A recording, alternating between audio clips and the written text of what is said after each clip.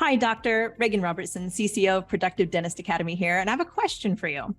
Are you finding it hard to get your team aligned to your vision, but you know you deserve growth just like everybody else? That's why we've created the PDA Productivity Workshop. For nearly 20 years, PDA workshops have helped dentists just like you align their teams, get control of scheduling, and create productive practices that they love walking into every day. Just imagine how you will feel when you know your schedule is productive, your systems are humming, and your team is aligned to your vision. It's simple, but it's not necessarily easy. We can help. Visit productivedentist.com/workshop. That's productivedentist.com/workshop to secure your seats now. When we started implementing uniformity to our schedule, then that got rid of people that, now if you're always open until 6:30, then great, there's no problem. But if you're only open once a week or once a month on Fridays, well, everyone's going to be like, well, I'll just wait once a month, for that Friday. Well, the next one is next July. Welcome to the Everyday Practices Podcast. I'm Reagan Robertson, and my co-host, Dr. Chad Johnson, and I are on a mission to share the stories of everyday dentists who generate extraordinary results using practical, proven methods you can take right into your own dental practice. If you're ready to elevate patient care and produce results that are anything but ordinary, buckle up and listen in.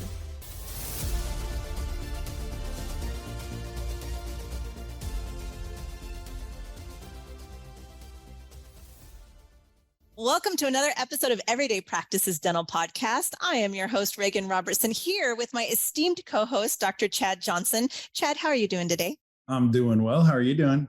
I'm doing well. I wonder though, for all of our business owners out there and all of our dentists out there, yes, how creative, I know how creative you are, but how creative, listeners, are you with the hours that you keep your office open? That's question number one. And question number two, before we dive into this, is do you choose your hours because they are convenient for your patients, your team, or you? Correct. In this episode of Everyday Practices Dental Podcast, Dr. Chad and I are going to offer a creative hack. Thanks to Chad. This is all on you today, buddy, for your hours of operation that may help you shift into a more satisfying schedule for everyone involved. Yeah. So whatever kind of, I imagine 90+% of you are using electronic records. And so you would simply be like, I'll kind of cut to the chase. You use your practice management communication software, Lighthouse, Revenue Well, just stuff like that. And you email out to everyone a SurveyMonkey. SurveyMonkey is a website, app, whatever, surveymonkey.com. And if this gets too old, someone's listening to this 10 or 20 years from now, there might be a newer, better way to do this. But overall, you just want to go to surveymonkey.com and send out a survey to all your patients saying, we are typically open. This is just going to be an example. We are typically open from 8 to 5, Monday through Thursday. We've been considering expanding our hours for patient convenience from 8 to 5 to now 7 to 5. Would you be interested in having that be a reality? Then one of the answers is, it could be a 5-star rating. It could be a 1 through 5 kind of thing. 5, absolutely. I would so take you up on the offer. 3 being, yeah, this is kind of interesting. 1 being no, or I'd even leave if you guys were open at that time or something like that. So then we sent this out to all of our patients. And the way I was looking at it, let me come up to the mic a little better. Sorry. Okay. So the way that I was looking at it was that I needed, when we were open from 7 to 4 and we switched it to 6 to 4, what I was going to do was I was going to work 6 hours from 6 till noon. And so that was just going to be my clinical day, 6 to noon, 6 unencumbered straight hours of clinical dentistry. You could fit all your big blocks in, and that's the advantage to that. You don't have lunch breaking it up. And then my associates would work, something like mid morning, like 9 or 10 until 4 or 5 in the afternoon. Then now, wait, I want to pause you here. Was 6 to noon like your ideal schedule? So from the provider, from the doctor's perspective, that was your ideal schedule? For me, yes, because number one, I'm a morning person. And number two, I was just like, yeah, let's just get the day done with, and I can have the afternoon to do whatever. So I would get a workout in the afternoon. I would go pick up the kids from school, just stuff like that. So those were a few advantages that I found to be important. But then also my one facility was now getting 2 shifts. So we weren't having the office sitting fallow for a long period of time, because normally, it's a farming term. It's a good word, fallow. Yeah, it's a farming term there. Not me Googling quickly. All right. So if you're working 4 days a week, really your office, if you're doing 4 8-hour days out of what is it, 176 hours in a week, you're working 32. It's just like your office is really mostly closed with a few hours that you're exceptionally working. Otherwise, it's sitting fallow. So it's just hollow, sitting around. Barren. Yes. Destitute. Yeah. Destitute. Yeah. Yeah. So then the idea was, if I could, split it into 2 shifts, then I could have my operatories and get everything done. The associate could have the operatories, for getting all the work done, rather than sharing and then having it sit the rest of the day or the rest of the week closed. So when I sent it out, I was like, we're open 5, 6, 8 hours. So every hour is 12%. If 1/8 is 12.5%.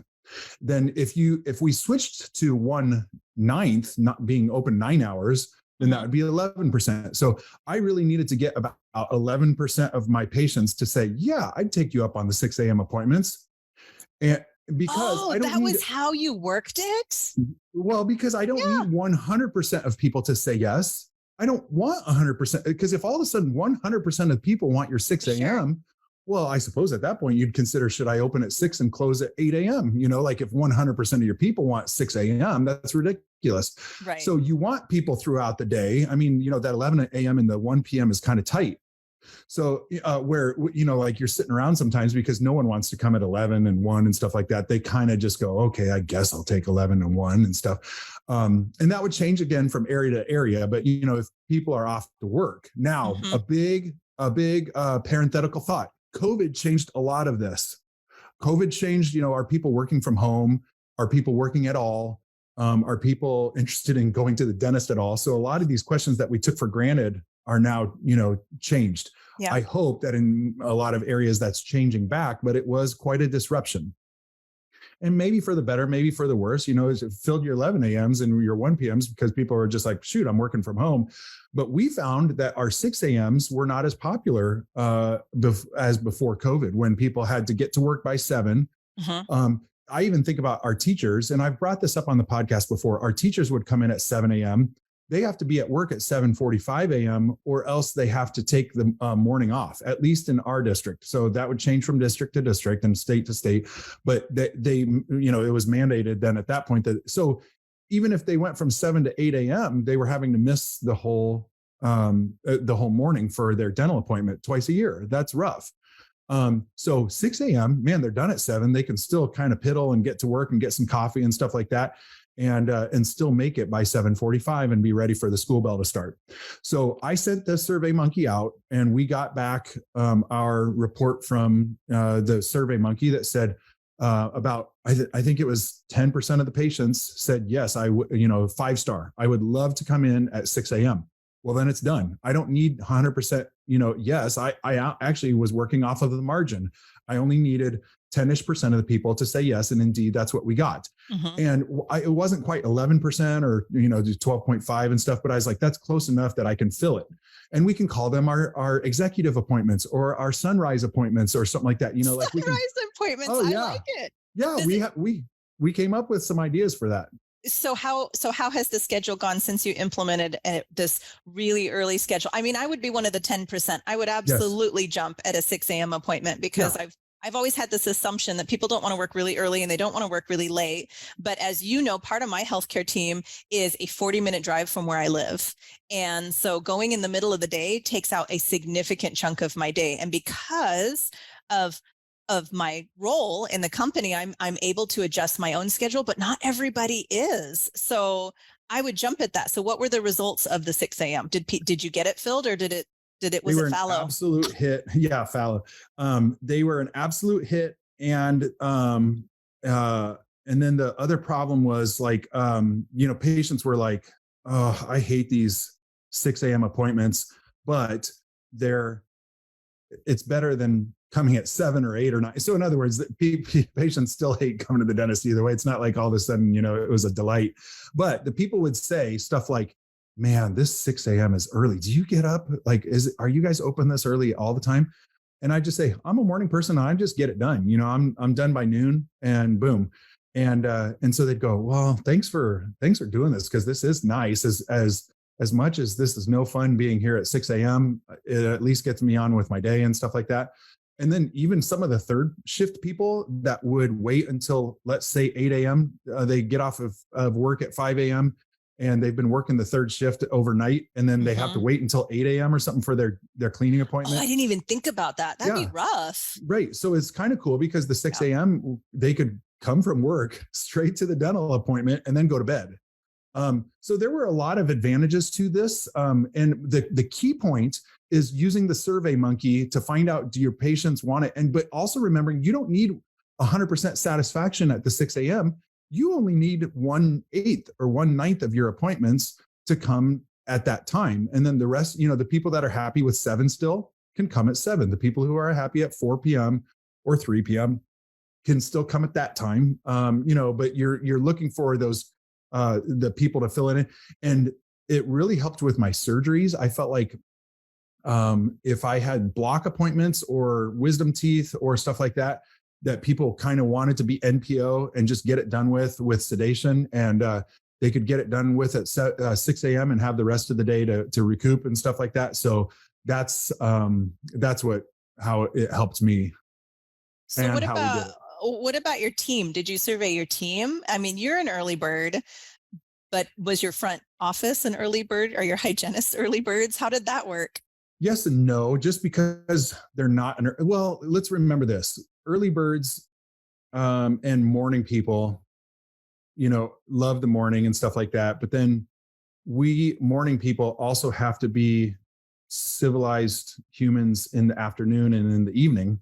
Yeah. People that aren't early birds also need to be civilized in the morning and get up and get moving. So like, to me, it's kind of a cop out. If I never hear people say, hey, do you want to get together at 6 p.m.? Oh, I'm a morning person. It's not going to work for me. That just doesn't work. But it's funny though, non-morning people can get away with that basically the whole morning to some degree by saying, oh yeah, I'm not a morning person. So basically like, I'm just going to check out, and it's just like, it doesn't quite work that way. So yes, I asked my employees, would you be interested in working at that time? Because I didn't need all of them to come in at 6 a.m. I just, I at least for the first 6 months needed one to come in at 6 a.m. and one assistant and maybe one front desk person. And so it wasn't cool, but at the same time, what I offered was, you get the afternoon off, so you're done early, and then I'll also increase your pay to this and that. And so we kind of did a play around with that.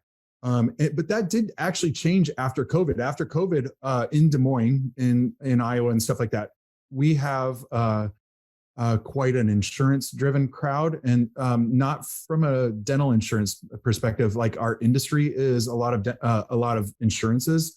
Home insurance, life insurance, all that stuff like that. So people go in and I think we just come from an industrious culture.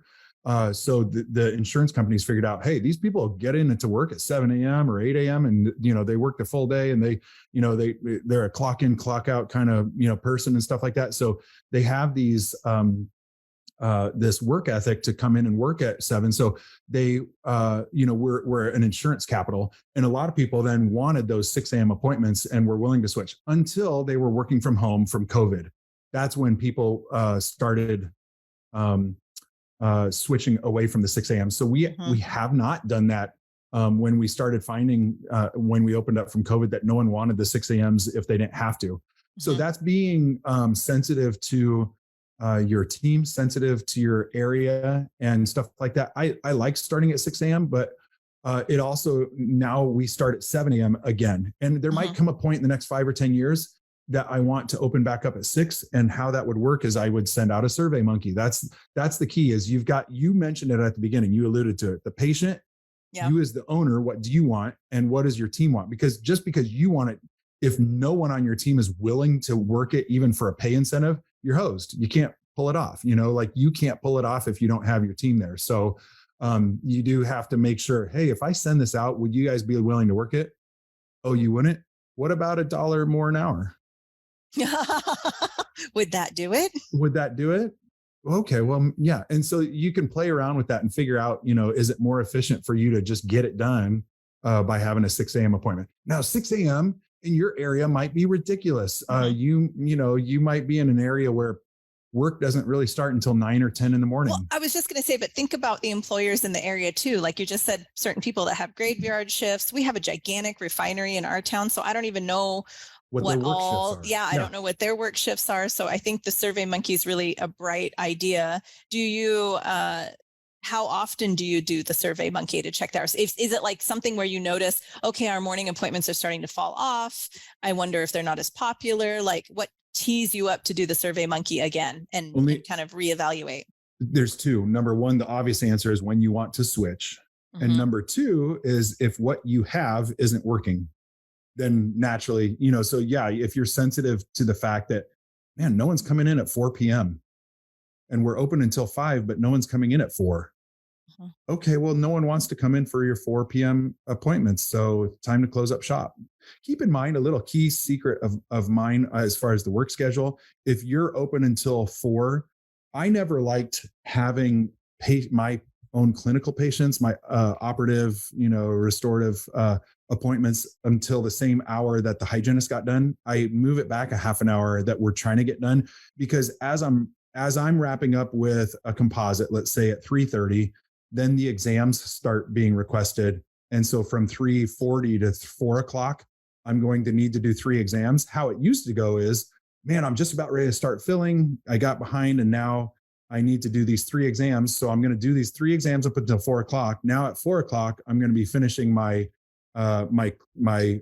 composite appointment. So at 4 o'clock, I would be finishing up with my composite until 4:15 or something. And so that was annoying to have it go all the way until 4 o'clock plus, maybe 4:15, maybe 4:30 if things. So I just try and wrap up at 3:30 if you're getting done at 4. The hygienist can work that last half hour. But then what naturally happens is I'm actually getting done at 4 when I said I wanted to get done at 4, because you're not done at 4 just because you say you're done at 4, or you're not done at 3:30 just because you say you're done at 3:30. You have to get done at 3:30 so that way you can, get done at 4 o'clock. So just an extra tidbit there. Well, that's it for practice hours and discussing that kind of stuff. Really, it's central around 3 issues. What do you want? Do you want to get done, by noon, or do you want to get started at 6 in the morning? Then figuring out, is your team crazy enough to switch the hours with you? The first time this was ever presented to me was we were working 8 to 5 and we switched to 7 to 4 because one of the hygienists said, man, I wish we could get, finish up an hour early, because the 5 o'clock traffic, is a lot rougher than, she'll say, when we got done at 4 o'clock and I got to leave at 4 o'clock because the patient didn't show up at 4. It's amazing how my drive home was a breeze. And so, but 5 o'clock, it's just like I'm getting the friction of everyone else. And so, but I said, well, we still need to be open this many hours. So let's move it from 8 to 5 to 7 to 4. Well, that was such a hit. That's what prompted me to go, shoot, I wonder if, 6 a.m. might work for us. I mean, we'd be the only practice in the area. That's another distinguishing factor is if you can find a way to distinguish yourself by, like, let's say everyone else is, we're open from 9 to 3. And you can be open at 7, people will be like, man, I love going there. They're open at 7 and it doesn't have to be 6 a.m. Oh, I'll tell you, I found two things out. One was, yes, open till 7 o'clock at night. That made me incredibly happy to hear, because I can start scheduling now. Now that I know this, I can start scheduling out after, when my meetings are going to wrap up, when I know my day is going to come to completion. So that's really helpful. And then I think the wild card is, I just found out that my main healthcare provider is open on Saturdays. Okay. Yeah. And I was like, oh, you guys are brave and bold. And they said, actually, just one of the doctors really likes that schedule and it works for them. And I'm like, it works for me. I mean, that made me thrilled to hear. So it's a wild card, but again, getting back to what is right for the patients and what is right for you as a provider and your team. Well, right. Like if I was open in Maui and I wanted to surf every morning, I would go surfing, you'd go surfing. Let's get into that visual. I like that a lot. Right. Yes. And so you would open at, I'm going to go to Maui at noon, and you'd work from noon to 7 or noon to 6 or noon to 5 or whatever, but if surfing was your thing and you wanted to hit the morning surf, then do that, make that a reality.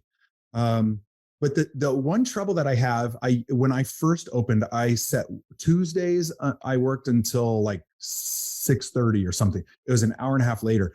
The one problem that I found that goaded me was people would wait until, so this is November, just, for a reference for the recording. If someone came in and I said, hey, you've got 5 cavities, we need to fill them. Oh yeah, I'll take that Tuesday late appointment so I don't miss work. Okay, well, the next one that we have available is next July. Okay. And I'll be like, you're going to let your cavities sit until next July? That's a long time. I know, but that's what I'll do. So that was frustrating because people would purposefully wait that long, in spite of the fact that I'd say, I recommend that you get this done as soon as you can. Well, that's the soonest I can do it. So when we stopped having, how do I say it? When we started implementing uniformity to our schedule, then that got rid of people that, now if you're always open until 6:30, then great, there's no problem.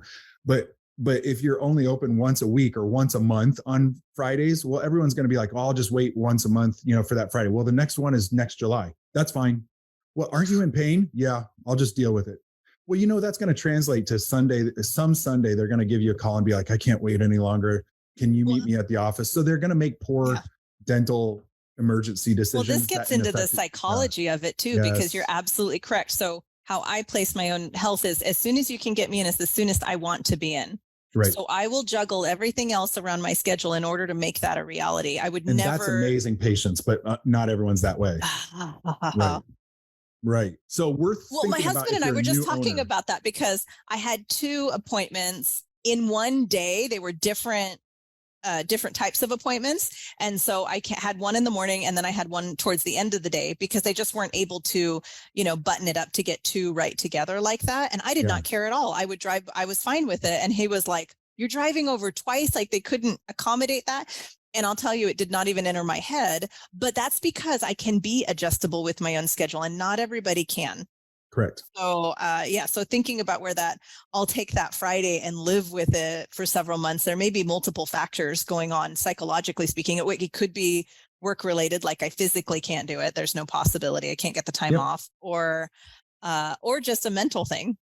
Yep. So it could be yourself. It could be your family. If you, for some reason, have special needs children that have morning appointments at a doctor, and you're like, well, I can't do morning. Sure. Well, then make that work. And that should be obvious. Then, poll your team, figure out, can you provide an incentive to make it happen? And if so, then poll your patients through SurveyMonkey, send it out, find out if you can get that X percent of patients interested in coming in. So that way you can make it work. Even if it was 5% that wanted to do the 1 hour earlier, but you had one hygienist, not all 4 of them that was interested in coming in at that time, well, then 5% for that one hygienist might be all that it takes to fill her up at that hour earlier. Just a few thoughts. And our keyword for the day is fallow. Fallow. That field is fallow this We don't want your schedule to be fallow. Well, Thank you. Listeners, I hope your 2023 it really gives you the schedule of your dreams. And I love this sort of creative mindset on your hours and what works for you, what works for the patient, and what works for your team. So SurveyMonkey, it's free, it's easy. Good point. Send out that poll, think about the mathematician angle of it, what statistics need to come in, what percentages, and you'll be successful. That's right. Thanks, everybody, for hanging in there on this special episode of Everyday Practices Dental Podcast. And we hope you have a great weekend. Thank you for listening to another episode of Everyday Practices Podcast. Chad and I are here every week thanks to our community of listeners just like you. And we'd love your help. It would mean the world if you can help spread the word by sharing this episode with a fellow dentist and leave us a review on iTunes or Spotify. Do you have an extraordinary story you'd like to share or feedback on how we can make this podcast even more awesome? Drop us an email at podcast@productivedentist.com. And don't forget to check out our other podcasts from Productive Dentist Academy at productivedentist.com/podcasts. See you next week.